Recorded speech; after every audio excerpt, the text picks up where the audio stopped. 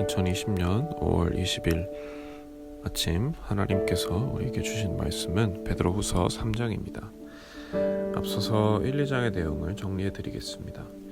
베드로와 로마 교회는 소아시아에 있는 성도들이 거짓 선생들과 이단으로 인해서 힘든 시간을 보내고 있다는 사실을 알게 됐습니다.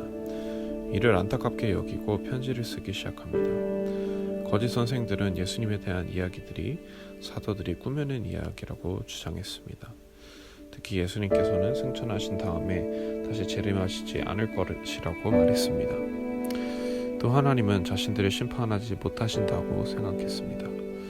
그래서 죄를 지어도 상관없다고 생각했고 예수님을 믿지 않는 일반 시민들이 보기에도 부끄러운 행동을 했습니다.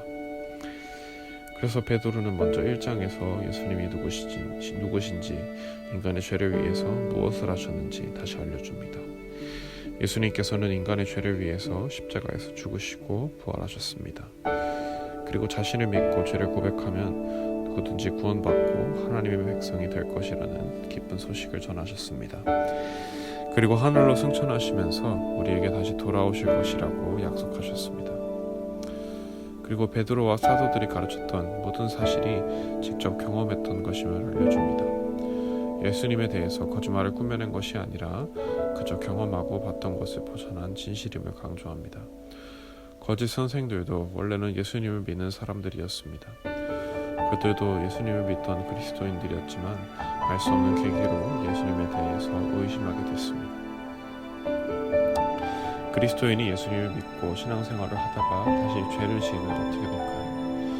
함께 교회 생활을 하던 사람이 어느 순간부터 잘못된 교리를 퍼뜨린다면 어떻게 될까요? 함께 교회 생활을 하던 집사님이나 전도사님이나 형제자매가 어느 순간부터 성경 말씀을 잘못 가르쳐도 알아차리기 어려울 것입니다.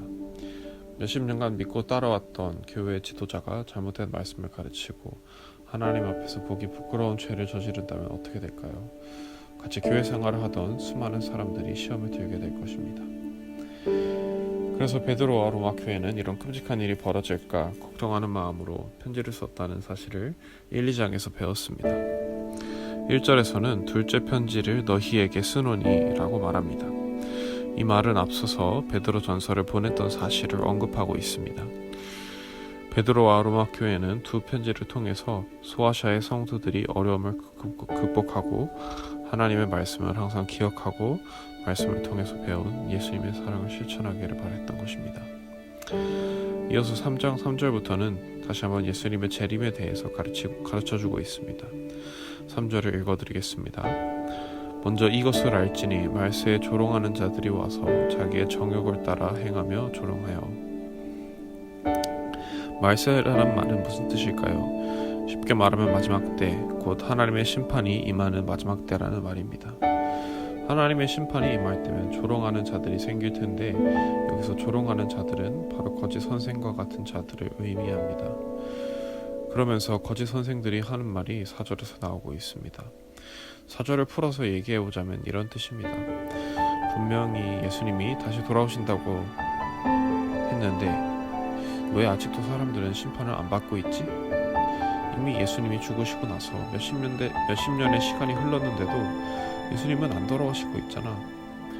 예수님 그냥 안 돌아오시는 거 아니야?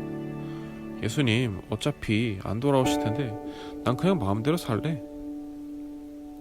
거짓 선생들은 예수님께서 안 돌아오실 것이라고 생각했습니다.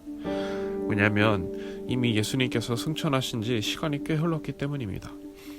예수님의 제자들은 자신들이 죽기 전에 예수님이 돌아오실 것이라고 생각했습니다. 예수님께서 승천하시면서 곧 돌아올 것이다 라고 하셨기 때문입니다. 그래서 그 사실을 믿고 예수님께서 곧 돌아오실 것이라고 생각하면서 복음을 전파했습니다.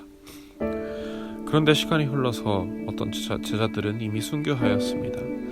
그렇게 죽어가는 사람들이 생기는데도 예수님은 돌아오시지 않았습니다. 그러다 보니 점점 예수님을 직접 봤던 사람들은 사라지고 예수님의 이야기를 전해 들은 2세대 그리스도인들이 남게 되었던 것입니다. 이런 상황에서 거짓 선생들은 더 이상 말씀을 믿지 못하고 예수님의 재림을 부정하기 시작했습니다. 예수님은 절대 돌아오실 리가 없으니 자기 마음대로 말씀에 순종하지 않는 인생을 살기 시작했던 것입니다. 거짓 선생들은 점점 도가 지나쳐서 구약 성경의 예언들마저도 거짓말이라고 생각했습니다. 예수님께서는 이 땅에 오시지 않았고 예수님은 구약 성경의 말씀을 성취하신 적도 없다고 말했던 것입니다. 그러면서 하나님의 약속은 거짓말이라고 말하기 시작했습니다. 하지만 베드로는 하나님의 말씀은 분명히 이루어졌다는 사실을 강조합니다. 5절에서는 하늘이 옛적부터 있는 것과 땅이 물에서 나와 물로 성립된 것이라는 표현이 있습니다. 이 말은 창세기의 말씀을 지칭합니다. 하나님은 천지를 창조하실 때 수면 위에 운행하시다가 그 물에 말씀을 하셔서 궁창 위의 물과 아래의 물로 나누시고 세상을 창조하셨습니다. 그래서 베드로는 창세기의 말씀을 인용하면서 세상에 바다가 있고 하늘이 있는 것 자체가 하나님의 말씀이 이루어졌다는 사실을 보여준다고 말하는 것입니다. 그러니 거짓 선생들은 교회도 다니고 자기 자신을 그리스도인이라고 하지만 막상 하나님이 창조하신 세상을 보고도 하나님의 말씀을 믿지 않고 있었던 것입니다. 하나님께서는 예전에도 노아의 가족만 살려두시고 나머지 죄를 짓던 사람들을 심판하신 적이 있습니다.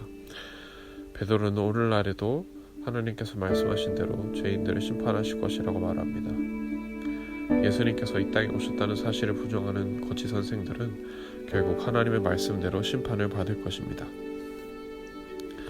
그러면서 8절 9절에서는 하나님께는 하루가 1000년 같고 1000년이 하루 같다고 말합니다. 하나님의 시간이나 계획은 엄연히 사람의 생각과는 다르다고 말하는 것입니다.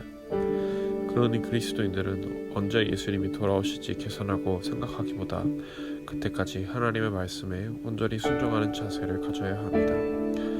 주님의 날은 도둑처럼 예고 없이 올 것입니다. 그러니 우리는 예고 없이 오실 주님을 기다리면서 경건한 삶을 살아야 합니다. 베드로는 그때까지 항상 하나님의 약속을 믿고 의지하면서 미혹하는 거짓 선생들의 말을 조심하라고 말합니다. 만약 베드로나 바울, 여러 예수님의 사도들이 전했던 하나님의 말씀을 무시하고 거짓 선생들을 따른다면 어떻게 될까요?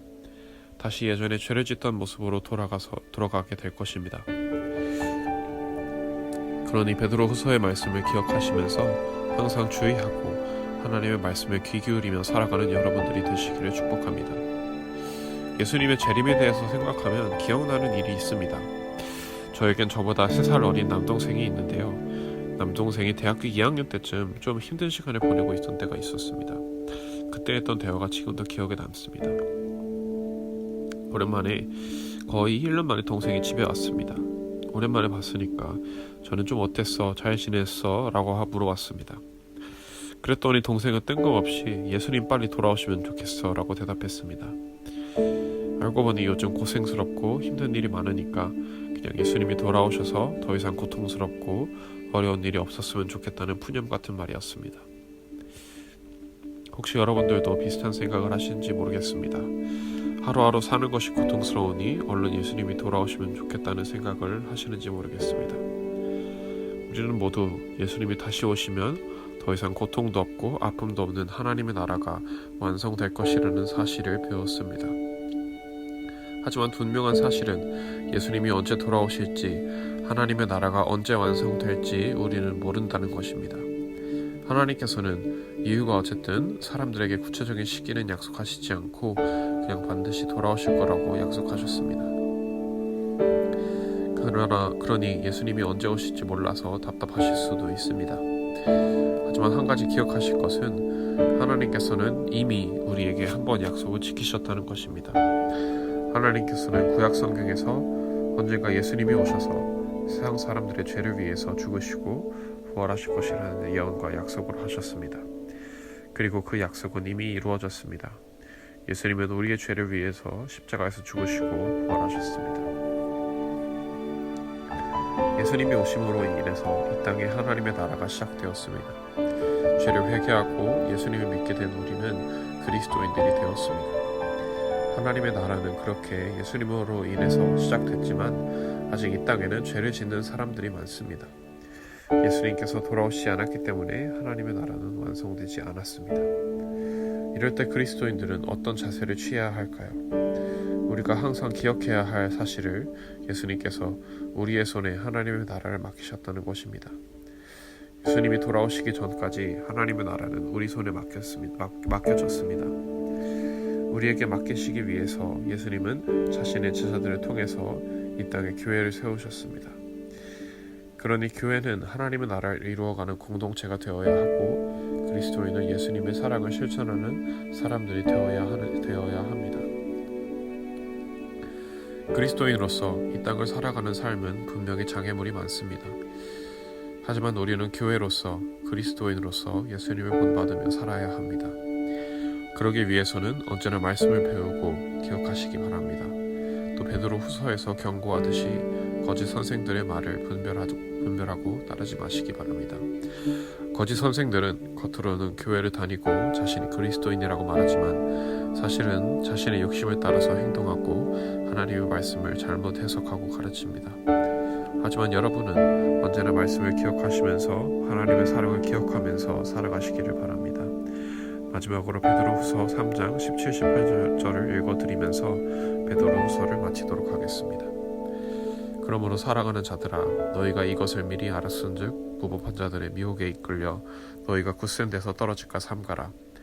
오직 우리 주 곧 구주 예수 그리스도의 은혜와 그를 아는 지식에서 자라가라. 영광이 이제와 영원한 날까지 그에게 있을지어다. 아멘.